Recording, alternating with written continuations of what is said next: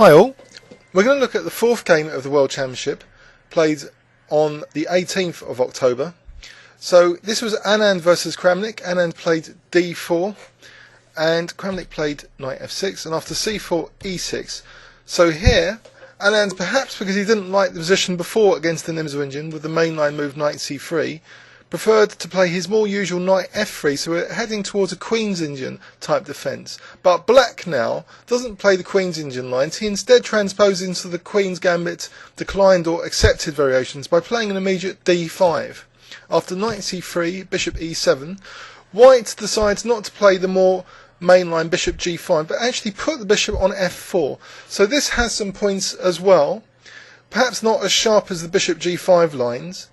After castles e3, Black played knight bd7, so this is all kind of standard stuff, and now White played a3. So potentially White's going to gain space later with b4 on the Queen's side.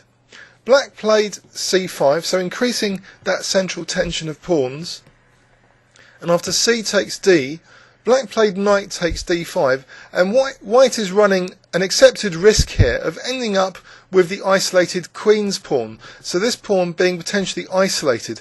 After knight takes d5, though, it's Black's pawn that's going to be isolated on d5, because after e takes, White now played d takes c5.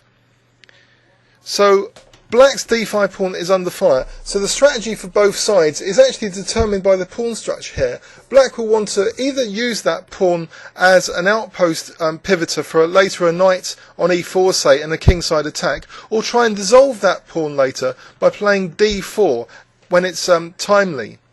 In this position, Black now played knight takes c5, and after bishop e5 it seems White's already reinforcing control of the d4 square, just that square in front of the isolated pawn.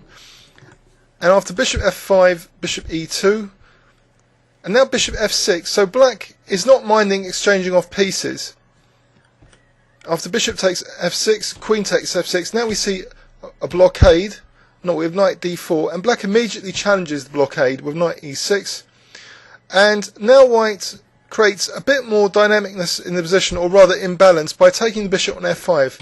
So we have a bishop versus knight situation now, with Black having the isolated d pawn. So can White neutralise Black's counterplay and try and tie Black defensively to that d pawn? We'll see. After castles, rook fd8, so Black is gearing up for d4.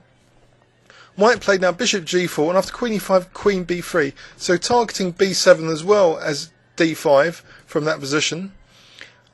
Now knight c5 and now queen b5, so going into the opponent's territory with some lateral pressure against the queen, and White potentially can build up pressure on that pawn with rook d1, rook d2, rook doubling up rooks, and maybe bishop f3 later. But in this game we see good play from both sides revolving around the isolated queen pawn. It's a good demonstration of how to play with it as Black, as we'll see. After rook ft1, rook d6, so Black doesn't mind doubling behind it. So rook d4 and now a6.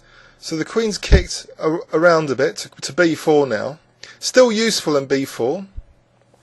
And potentially tactically targeting that d6 rook. So maybe in some variations later, taking on e4 will be an option if White doubles up rooks on the d pawn. Now h5, we see some dynamic counterplay from Black, not just with h5, but later Black's going to play g5, believe it or not. But h5 forces the issue with the bishop. Does the bishop immediately want to come to f3? Let's have a quick look. Bishop f3, that will be interesting as well, but maybe, you know, Black can play knight e6 and rook ad8 and still prepare d4, which is actually what occurred in the game. But actually the bishop came to h3, so the idea is perhaps to reroute it now with g3 and bishop g2. After rook ad8, g3 was played, so the rerouting of the bishop, again it will be pointing at the vulnerable d5 pawn, but now g5, so a very aggressive move from Kramnik. So he really wants to get in knight e6 and d4, so every one of his pieces will be focused on that d4, dissolving his basic, technical, theoretical weakness, just in case it ever became an exploitable weakness. So after rook ad1, now g4, and after bishop g2, now knight e6. So unless White wants to sacrifice the exchange, the rook's going to have to go back. Rook f4 is no good.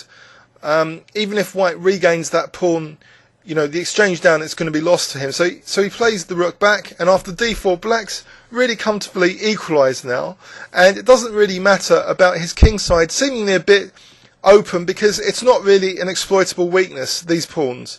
There isn't enough pressure for white on the king side. It's all been revolving around that d pawn, so white's not really set up for an attack. He just takes on d4, and after rook takes and rook takes d4, rook takes d4, a draw was offered and accepted, so they drew here. Not as exciting as the third game, but still an interesting demonstration of how to play both for and against the isolated queen's pawn. Let's have a look in overview and summary. So d4, and we have an avoidance of the Nimzo Indian with knight f3, and now we have an avoidance of the main line queen's gambit to climb with bishop f4.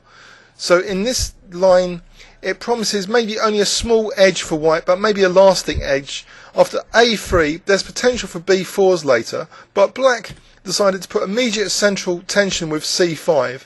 And, which side was going to end up with the isolated pawn now is determined by the pawn exchanges which occur. And white decided to saddle black with the isolated pawn, because after c takes, knight takes, white played knight takes d5. So leaving black with a d5 pawn, and now d takes c5. So it all revolves around this pawn now, the blockading manoeuvres and the exchanges. So knight d4 blockading, and knight e6 immediately putting pressure on it. Knight takes f5, allowing this bishop versus knight setup in balance in the position. But white never really could fix that pawn. Once black arranged for d4, black equalised. And the very interesting move of the game was this g5. So putting immediate pressure on white, and potentially, the knight coming to e6 also had very aggressive ideas of knight g5 and knight f3. So basically, knight e6 was potentially a dual-purpose move, but Kramnik chose just positionally just to play d4, which is what all his pieces are geared up for, to play d4. So it's a very logical move, dissolving his theoretical weakness and being able to easily draw with black, which leaves him to just prepare for the next game as white, which maybe he'll try for more. I hope you enjoyed this game. Please leave any comments on YouTube. Thanks very much.